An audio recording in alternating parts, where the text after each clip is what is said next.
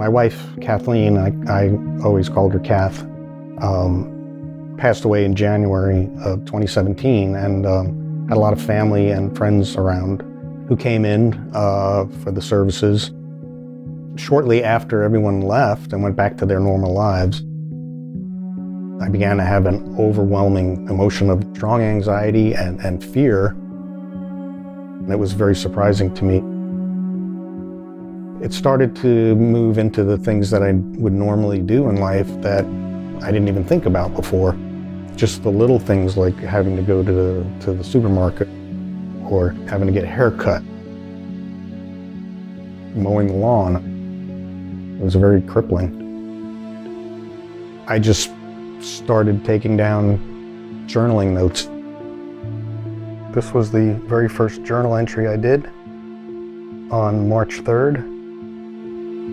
Kath has been gone now for 7 weeks. I miss her all the time, and I still cannot believe she isn't here anymore. I live each moment with sorrow, loneliness, guilt, pain, fear, and anxiety, and I can't believe I won't see her or talk to her again. My anxiety is growing worse each day, not better. What do I do? How do I go on?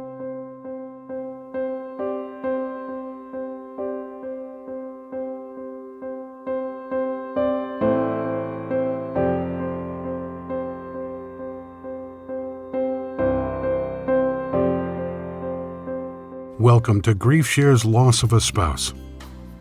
On today's video, you'll hear from men and women who have suffered the loss of a husband or wife. You will also hear practical advice from pastors and counselors who have helped hundreds of bereaved spouses. After the video, you'll participate in a small group discussion and talk about what you've learned. When you go home today, be sure to take your participant guide. It has several exercises that will help you on your grief journey. But now, please open your participant guide to the video note-taking outline. You'll find it on page 1. We're ready to begin. Hello, I'm Pam Lundell. And I'm Michael Faulkner. My wife, Virginia, died of lupus after 32 years of marriage. As painful as it was to watch her waste away from the disease, facing my life without her was the most painful thing I'd ever experienced. And my husband, John, died suddenly in 2005 of an accidental drug overdose after several years of poor health.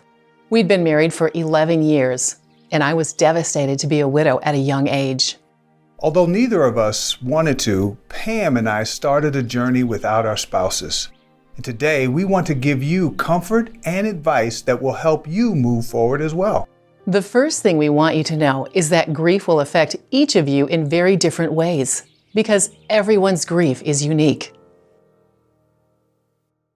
I think it wasn't long after Char died, probably that night, and I went to our bed and her side was obviously empty. That's when what I call this whole ball of emotions started to kind of rise up in me, saying, I'm confused, I'm sad, kind of angry, I think part of it was, and just saying, I don't know what I'm going to do. I started to have blood pressure problems, which I'd never had before.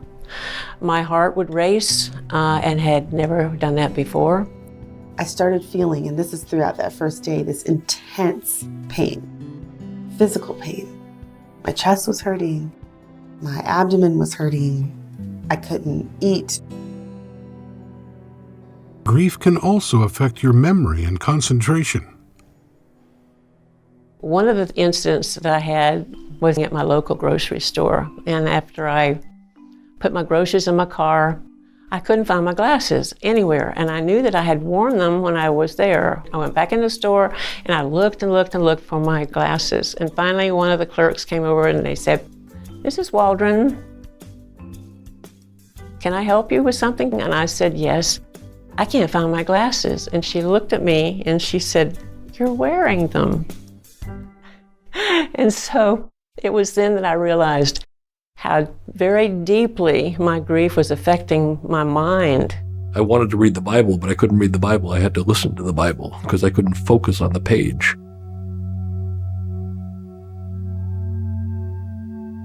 It's been almost 10 years since he passed away. And even now, there are times when I get ambushed. Like when I go to the favorite restaurant that he and I used to go to, I still get tears every once in a while. A fragrance, a sight of something can trigger a memory that you wish so much you could relive. You cannot predict your grief. You cannot control your grief. You just let it occur.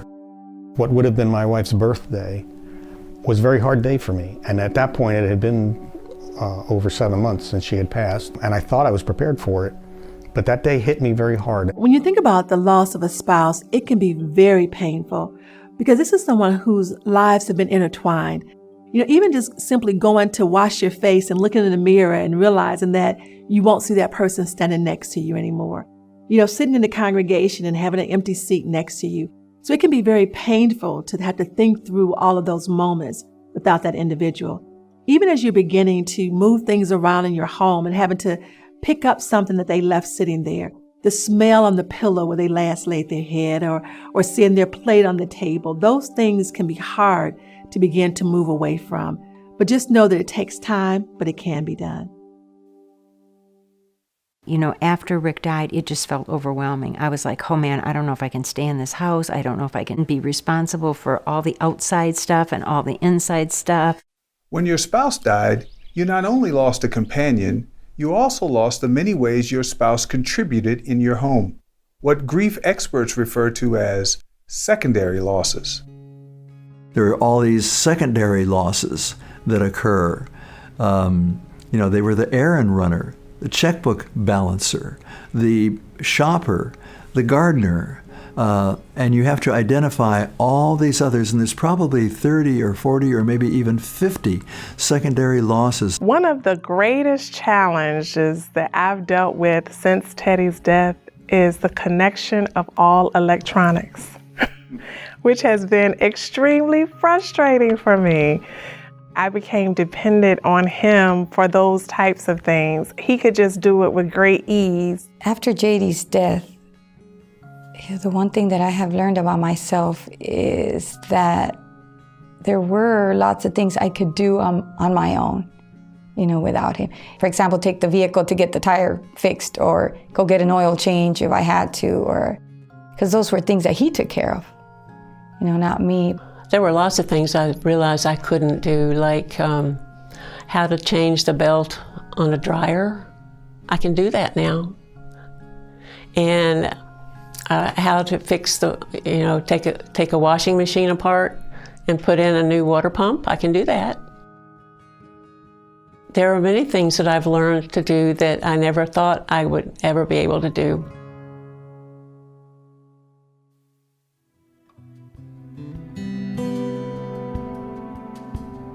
There are certainly more secondary losses than the ones we've mentioned today.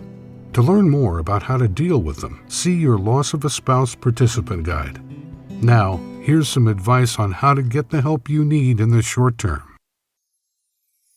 I think one of the things that grieving spouses need to realize is that people who come to them and say, "Is there anything I can do?" really are honest and really genuine in terms of their offer. Most people don't know what it's like to be grieving, so they don't know exactly what you need.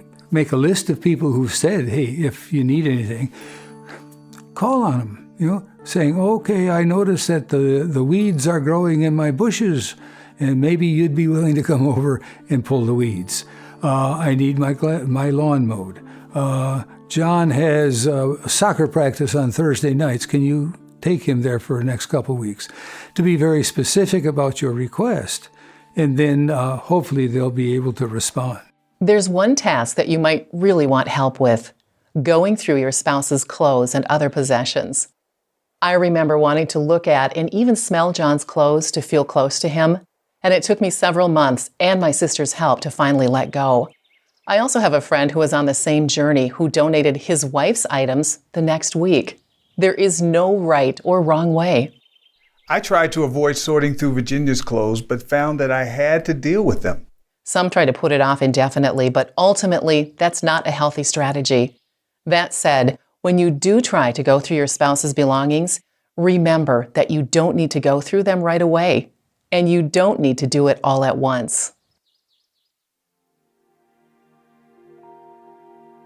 The strategy I used was to kind of desensitize myself. You know, the blue boxes you could buy at Home Depot. I bought 7, I think it was 7 of those. A couple of months after he passed away, I started putting things in boxes, his belongings, his clothing, and just stored it away. I put them inside the front door. And every time I went out, I had to come back in and look at those blue boxes. And after about 2 or 3 weeks of looking at those things, I said, I need to do something with those. I 4 kids put their name on each one, and then had another one that said, keep, another one said, give away, and the last one said, I don't know. I think what I did was probably went through my wife's belongings over a 2-year period of time, maybe 5, 7, 8 times. And I let them sit there for probably 2 weeks, and then moved them into the living room and started to go through things.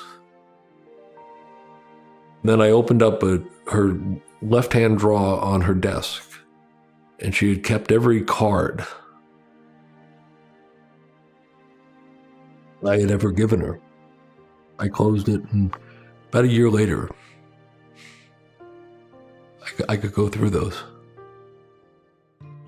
Once you have people helping you, if they're willing to do that, I think the one thing you really need to watch out for is to make certain you still keep control on what's going on.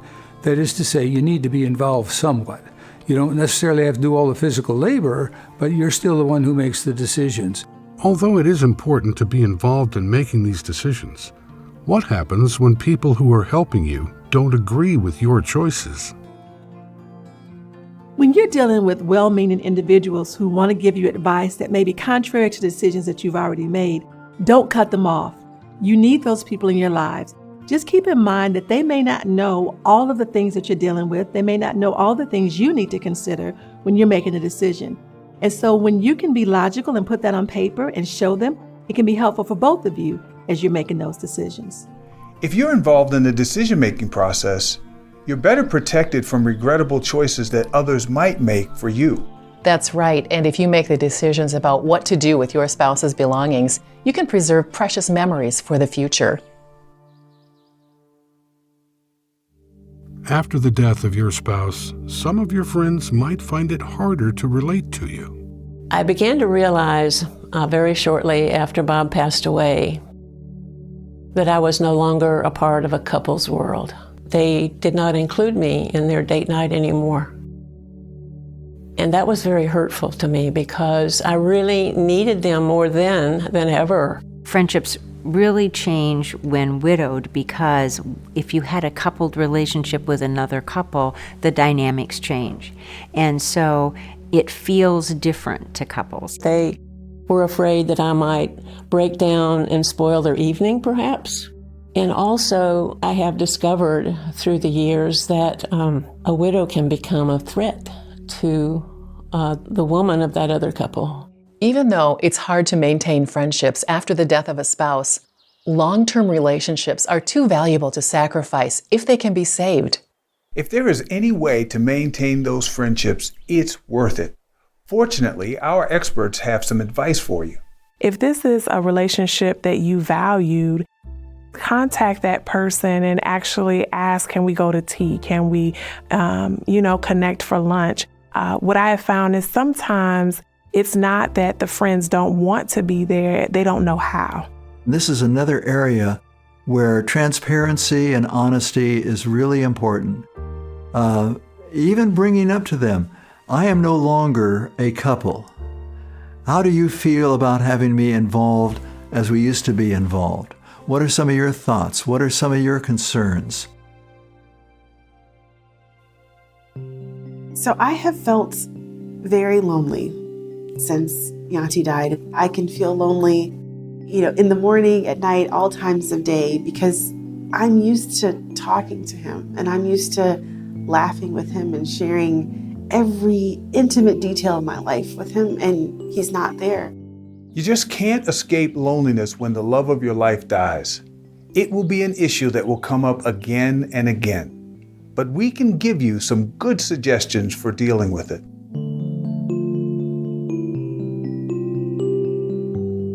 I'm an introvert and I like my me time and I need a lot of it. But I've actually found that I've become a little bit more of an extrovert during this grieving experience because I need something to do during the weekend and so that I don't feel as lonely. And so I find something fun to do in the city and send out an email or send out a text and say, does anyone want to join me at this event? I looked for other godly women or even widows that I could have coffee with and even join some women's Bible studies. Getting connected with other people is important for both widows and widowers. However, sometimes it's harder for men to get connected socially. Here's what Fred did to combat his loneliness. I forced myself to go to the gym, and that was a non-threatening place where I could be around people. They didn't know who I was, and I could say hi and talk to them, and I would go the same time every day, and I'd see people that I recognized. And then you joined the men's group and was starting to hang out with some of those guys and go to lunch or dinner. Ellie realized that her relationship with God pointed her to another strategy that helped her with her loneliness. I realized that the sooner I could get out into the community and volunteer, that helped me a great deal. I think that's probably one of the things that helped me the most with my loneliness. Our final suggestion for dealing with loneliness comes from Pastor Deepak Raju. One thing that a grieving person can be reluctant to do is to go to leaders, pastors, authority figures in the weeks and months after the loss of a loved one. On that first birthday, when your spouse is no longer there, or that first Christmas, that first Thanksgiving, you let your pastor know, hey, this is going to be hard. Your pastor's called to walk through life with you in both the good days and the bad. And so don't assume that he knows that those moments are going to be hard for you, especially a young pastor who this is all new to him. And if you're shy, don't be scared to actually give a friend permission to let the pastor know some of the difficulties that you're going through. As important as it is to be around other people when you're lonely, it might not always be a successful strategy for dealing with loneliness. The reality is there are many times when you're not alone, but you can be very lonely. You can be in a whole crowd of people and still feel very lonely because my spouse isn't here. So then, being around people can only be part of a plan to deal with loneliness. That's because you aren't going to have people around you all the time. And even if you could, they might not be able to connect with you. That's right. So here's a second strategy that many people have found helpful. Ask God for help. God is listening. The Bible does remind us that He is an ever-present help. And so even though you wonder, is God there? Yes, He is. He has not left you. He has not forsaken you. Talk to God. Turn to God. God will be available for you when other people are not. When you're trying to make a phone call in the middle of the night and nobody's answering the phone, you can cry out to God because He's listening. If you're not sure about how to pray, see the article in your participant guide called, Can I Really Be Honest with God? There, you'll find helpful prayer suggestions. In the Bible, marriage is described as a one-flesh relationship. Two people's lives are so intertwined that there's a real sense in which they are no longer two, but one. But this reality changes with the loss of a spouse. The identity loss and adjustment can throw many individuals. It's like asking, who am I now? What is my role? That who am I now question after the death of a spouse is a really valid one. In a good marriage, we do some things that maybe we aren't really even crazy about doing, but because we love our spouse and because our spouse really likes it, we do it. What was me before I was married? You know, what kinds of things did I have as goals? What kind of interests did I have? What kind of activities did I enjoy? Robert reconnected with parts of his past after his wife died, and that took his adult children by surprise.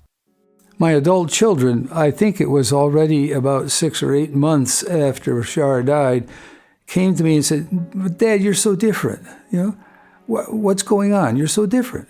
And I just smiled at them and said, no, I'm not different. You see me differently now, but I am also doing things that I used to do before I married your mother. Barbara's journey of grief also turned into a journey of discovery because she had to recover a fresh sense of purpose for her life after her husband Al died. Barbara and Al had exciting plans for the coming year: a move to Oregon, landscaping a new house, spending more time with their kids, and taking a family vacation to Hawaii. And after Al's sudden death, Barbara followed through on all those plans. But then, what was next for her? She wasn't sure.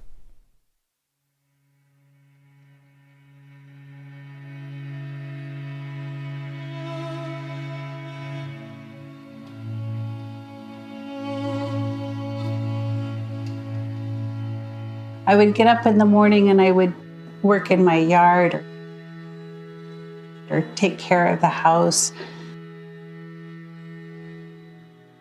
But I really didn't have a purpose. And I would sit at his desk and just cry.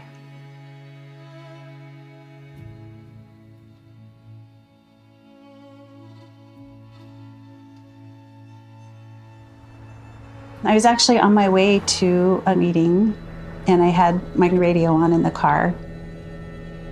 The music came on and it was a song called "I Will Serve You While I'm Waiting." And these are some of the lyrics. "I'm waiting on you, Lord, though it is painful, but patiently I will wait. I will move ahead, bold and confident, taking every step in obedience. While I'm waiting, I will serve you." And it just hit me like, this is what I'm supposed to be doing. I'm not supposed to be wallowing in sorrow the rest of my life. My purpose in life didn't die when my husband did.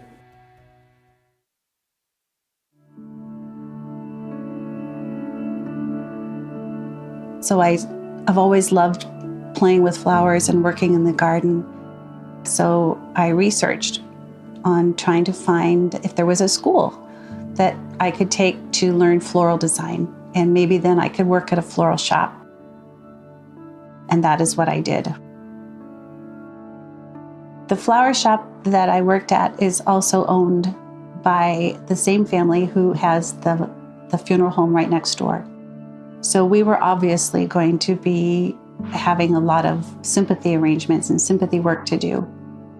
For me, it became more of a part of my mission. I wanted to be able to minister to these families because I knew how they were feeling that day. And I wanted to be able to give back in some way to the people who administered to us on the days, especially after my husband died.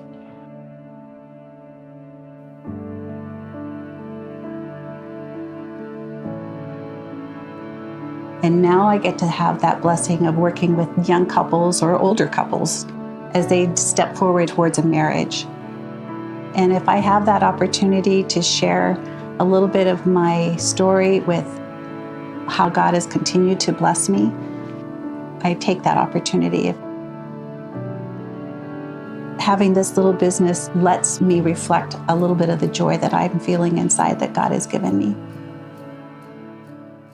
Regardless of how you grieve, moving forward on your journey of grief requires emotional, mental, spiritual, and physical strength. A lack of strength was Ronette's concern.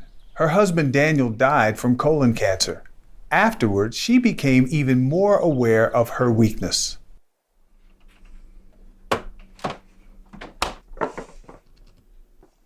Hey, Mac, can you come here and help me open this jar, please? Yeah. I can't even open up a stupid jar.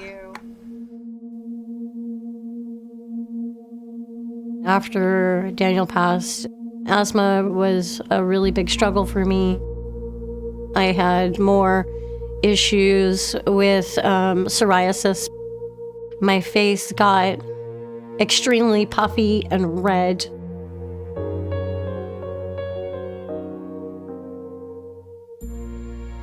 And I did not know how I was supposed to do this by myself.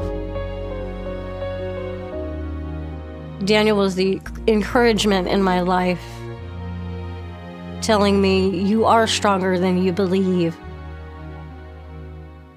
So when he passed, I didn't have that encouragement. With 2 girls becoming teenagers, I felt so weak. This is snow sugar. You want to bake some stuff? I'm going to make my cassava waffles. You can actually have waffles. With Daniel gone, I had to figure out how to be strong, both spiritually and physically.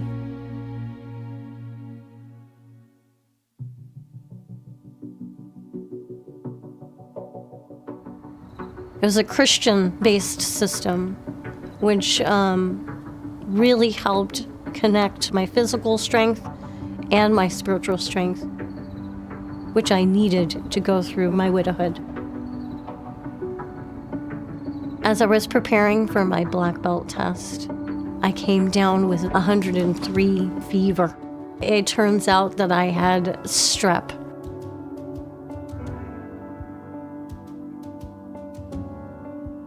After I received my black belt, my instructor said this to me: you became stronger after Daniel passed away because you weren't relying on him.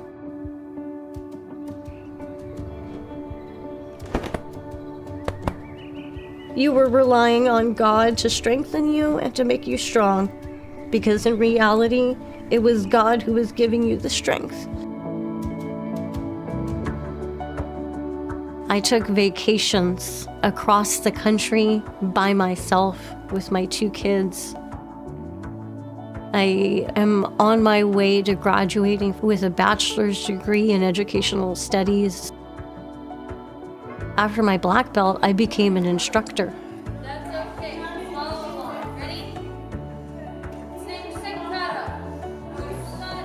Let's go. I'm even the children's pastor at my church.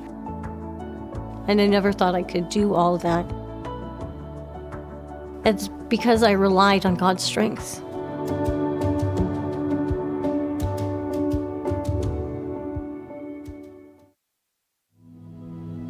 The presence of struggle does not mean that your faith is weak. We can be disappointed even though we know that God's in charge. But that doesn't necessarily mean that somehow or another, I'm not a spiritual person because I feel pain and disappointment. If you're disappointed and you're discouraged, don't deny it. But you gotta have a path forward, because there is a point at which discouragement can morph itself into a stubborn resistance to encouragement. So what does a path forward on your grief journey look like? It will look different for different people, because your experience with grief is affected by so many factors. Remember the intense struggle that Rob revealed in his journal? He wrote about his pain, crying for no reason, and unexpected anxiety. Here's what his path forward looked like. I didn't really feel like I was making a lot of progress.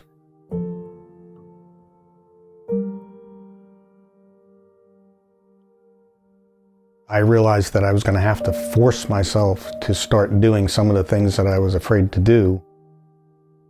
One example is bike riding. Before my wife passed away, I was going for very long rides. After she passed away, and I went out on the first bike ride, the whole time I had this incredibly uneasy feeling, and I just had to keep forcing myself over time to do more of that before I was really enjoying it. At one point, through work, I went and gave blood, and for giving blood, I got a certificate to go to a place nearby for a haircut. So I thought, all right, it's been, at this point, about 8 months. I think I need to go get a haircut. And I kind of forced myself to go over and make an appointment and go in and do the haircut, and it was fine. It was easy. Had a nice conversation. The person who was cutting my hair, I actually talked through everything that had happened. I got to the point where I've been back there several times since.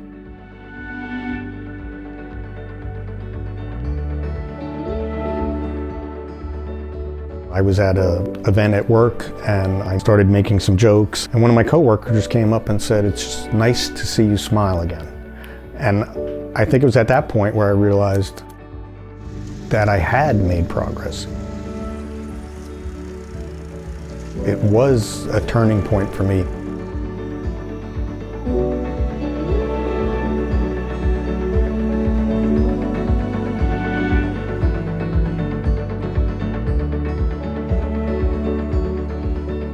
Ronette's journey of grief meant overcoming numerous physical weaknesses. Rob's journey meant overcoming debilitating fears and anxiety. Barbara's meant overcoming a loss of purpose and direction. These are just a few of the many difficulties you might face. Truth be told, we're hardly ever ready for the challenges forced upon us by the loss of a spouse. It's a trial that creates all kinds of chaos and uncertainty. That's why we've created GriefShare. It's a structured approach to working through the difficulties and challenges brought on by losing a loved one. Here's how GriefShare has helped some of the people you've met on this video. I've been attending GriefShare for over 7 months now, and it has been life-changing for me because I wouldn't have even known what to expect and how to deal with the emotions that came. GriefShare created an atmosphere for me to be able just to be me, just to be able to open up my heart and let other people in that understood where I was. I'm a very visual person, so the video portions of GriefShare allowed me to really connect with others who are experiencing grief, but also have gone on the other side of grief and have obtained their own healing. I found the exercises that you do in the workbook each night outside of the weekly meetings really useful. And it's so encouraging to see that people are a year to 5 years ahead of me, and they're able to laugh. They're surviving, and not even surviving, they're healing. And I can see it, and I'm healing along with them.